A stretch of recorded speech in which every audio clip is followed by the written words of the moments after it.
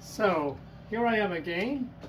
The last video I finished off with the apple pie that's now chilling in the freezer. As that's chilling, I have the oven preheating to 425 degrees. At the beginning of the last video I said I was going to do my bread also. So the rye bread, rye, white flour, whatever bread, my special bread, artisan bread, is home ground rye grain, a touch of flaxseed, and rolled oats. So this gives a really nice feel to the bread and lots of nutritional value too. So make sure you have all your ingredients. I'm going to measure about half a cup of rye grain. Don't overdo the rye because it can get too heavy for the bread. The rye actually gives a lot of gluten. That's why I like it. That's my theory, anyways. Because rye is really good for that, and it gives a nice flavor too. So that's half a cup of rye grain, and I'll top it off with rolled oats. Don't get quick oats. This is the good stuff. Not steel cut. You can probably use steel cut also, which I have. But I happen to have rolled oats here, so that's what I'm going to have, rolled oats. I'm just going to store the two together because I like to do that.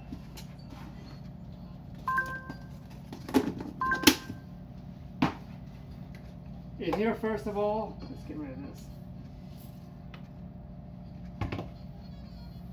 First of all, I'm going to grind the flaxseed. Flaxseed is good for you, so that's why I boost the original recipe of this is white flour, which is great, but to increase the food value and everything else as you're eating, I'm going to bring it up with flaxseed, the rye grain, and the oat. So here I'll put in about 3 tablespoons of flaxseed.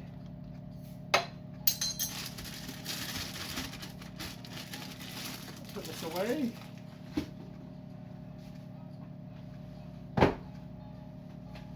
I'll grind this first, because if you grind it together with that, the oil of the flaxseed really gets in the way of grinding the flour of this later on as it gets finer and finer. So I'll learn to separate them because it seems it does a better job. Now if you happen to have a Vitamix, pretty cool. If you have one, it does the best job. If you have a blender, I would suggest using a smaller amount at a time because it's just going to get too gummy down there perhaps. So just be careful if you have a blender. You're going to have to experiment if you have a blender or what other brand you have. So I'll start with that. I started low first. Just get it going. You're going to see it mill down. It works very fast. The Vitamix really does work fast. It's almost there.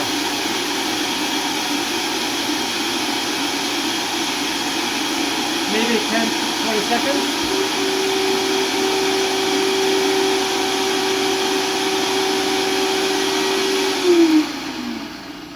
And that's about it.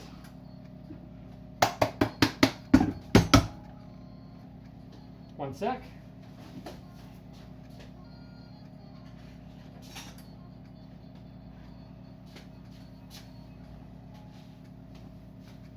Okay, here we go. Again, I like to use a wooden spoon, nice heavy, good wooden spoon. A good quality spoon that not going to break on you, so make sure you have a nice, good wooden spoon. Let's get this in here. Loosen up, I have a chopstick to loosen it up. That way you're not going to wreck your tools. Chopstick is just wood, so it doesn't matter what you do. They're cheap. That breaks it up.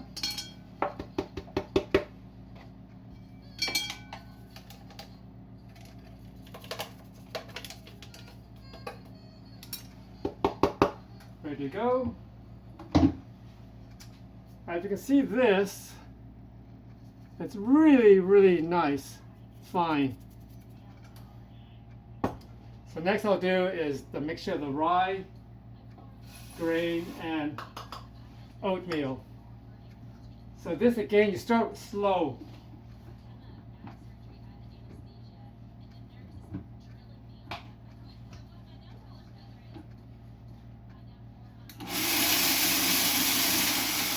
I started quite slow first. You see it break up,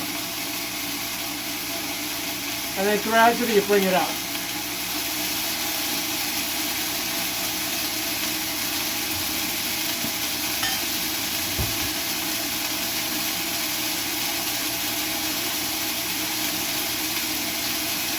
And you can sort of hear the grains almost clear out, and they're almost gone. And then you start bringing up the speed.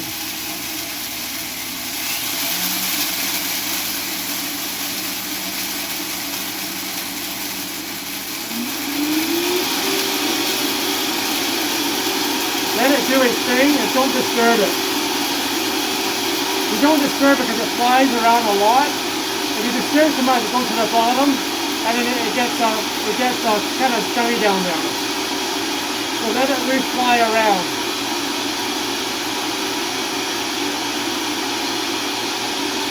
Every now and then I'll tap the side.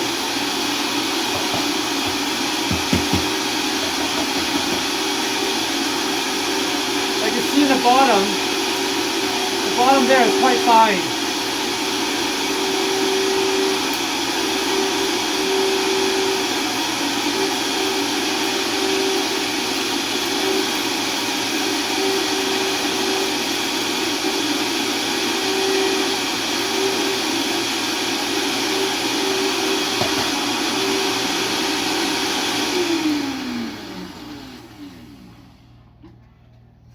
If you do too much at once, it's just gonna go in circles down there, and it might gets kind of gummy in a way. So I tap, it's gonna flour down.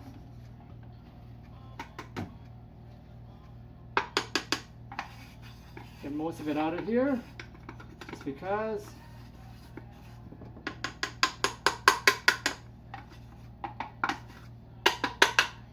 It's good.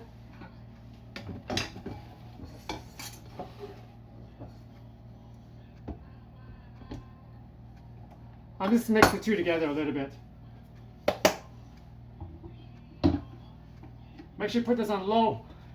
Put it on low. If you don't put the lid on, you're gonna flour everywhere. So make sure you have it on low.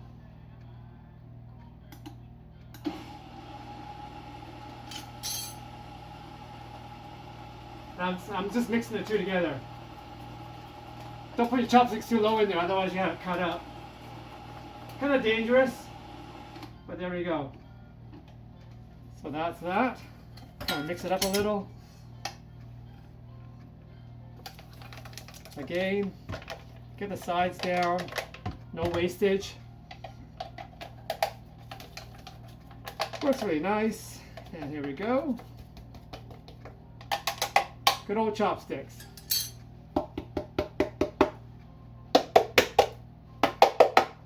Voila.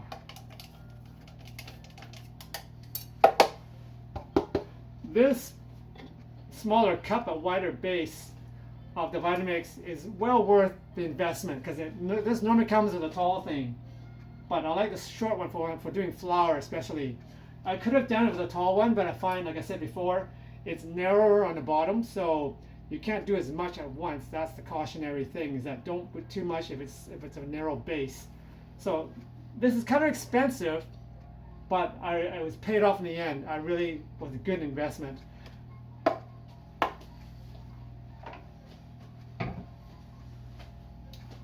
We don't need this. So that's that. So now with that 1 cup of flour, I'll add 2 more regular flour.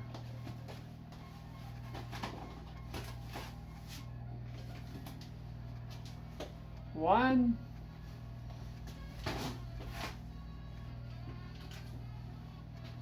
2.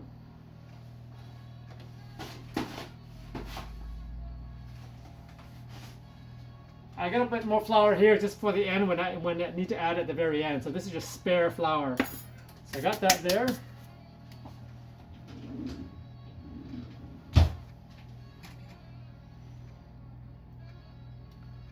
Now again with a beater, mix it really well. Mix the two flours really well together. To this, I'm going to add maybe a tablespoon of sugar, roughly, not even. I have my own reasons for it. About a tablespoon. It's a chemistry thing, so that's why I add a bit of that. And the yeast part of it, dry yeast, active dry yeast. Okay. This is about a quarter teaspoon. I put maybe a heaping quarter. This is bread. It doesn't have to be perfect. So that's that. If I was making a cake, yeah, I think you got to be a little more accurate. Actually, way more accurate with a cake. So, big difference between the cake and bread. Get rid of this. And now a teaspoon of salt. Salt does matter because in the end, without salting your bread, it tastes unsalty. It tastes kind of flat. So the salt really does make a difference. 1 teaspoon salt. Put this away. Don't need these anymore. So here we are. I hope I didn't forget anything. That's how easy that mixture is. So just mix away really, really well. You can sort of see that.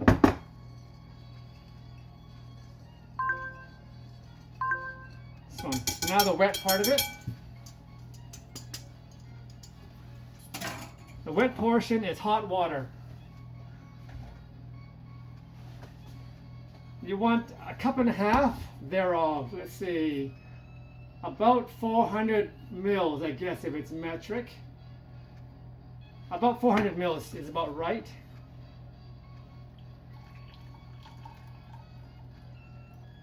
But not boiling water.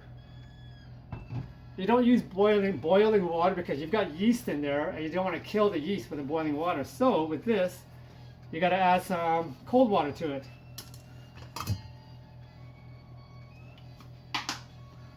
Let's just do this. Let's see. That's pretty hot. Whoa. Still pretty hot. Figure out how much there. Ooh, not bad. My God, pretty good. Let's try a little more to cool it down. Almost bearable. It's still too hot. Just about bearable, but I got the handy dandy thermometer. Good investment. Mine is digital. Well worth it. Tad expensive, but well worth it. So you want about 130. Don't go to 140. 140 might kill it. The yeast, that is. So this is right now. Oh, it's only 120. Let's stir a little. Let's see what happens. Looks like I can go a little hotter. How do you like that?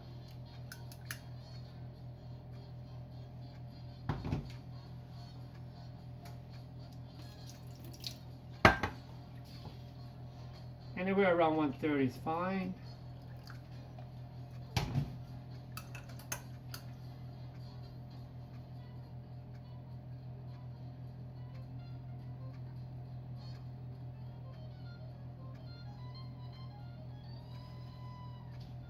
Looks like I put too much. Let's just go that.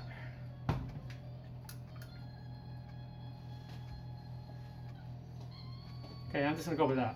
To me, it's probably good enough. Oh, too hot. So that's good. So let's go back down to 1.5. About there. About there. And this is all it is. Make sure you didn't forget anything. Flour, flour. Sugar, that. So, and the yeast is in there. Dump it all in. Stir it right away because it cools it down. the flour cools the water a little so it doesn't kill the yeast, I guess. Anyways, dump it all in. Stir slowly at first.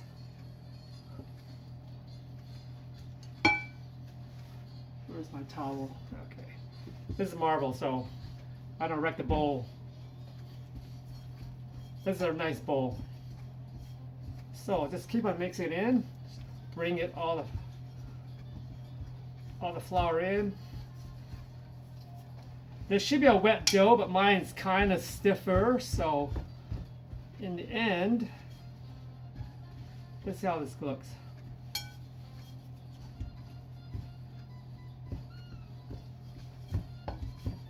I don't mind like this. Some recipes, this is actually very, very much wetter than this.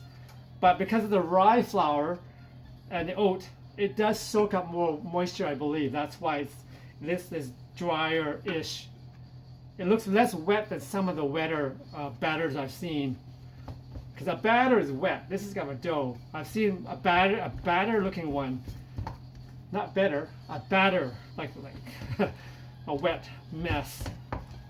So I like to really stir a lot because I like to develop the gluten, because it gives this bread really nice texture and flavor and just feel, which is why I use the rye also, because it just feels like a really nice moist bread without being loose. So get all the sides in. This is so easy.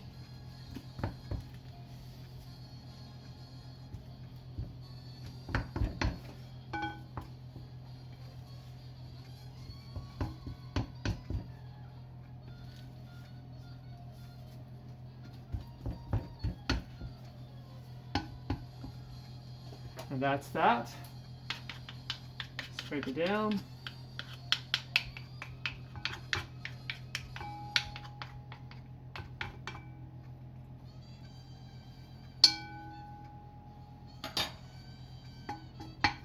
Now this dough, or this mixture, you could have used cold water and do it overnight in the fridge, which I haven't done yet because I don't want to do that way.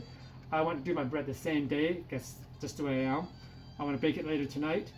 But this warm water, or hot water, activates the yeast faster and it keeps it warm, and it'll just grow faster, that's all.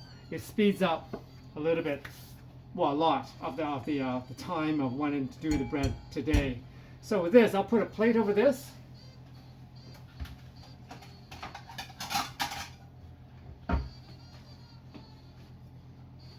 Let's see. I'm gonna get every bit of dough. Why not? Anyway, this will sit like this for the next several hours. I'm gonna say this is about 4 o'clock or 5, almost 5, 6, 7, 8, 9. I'm probably gonna make this bread like 4 hours later, after dinner, after I settle down, and I'll shape it and then bake it, and we'll see you later.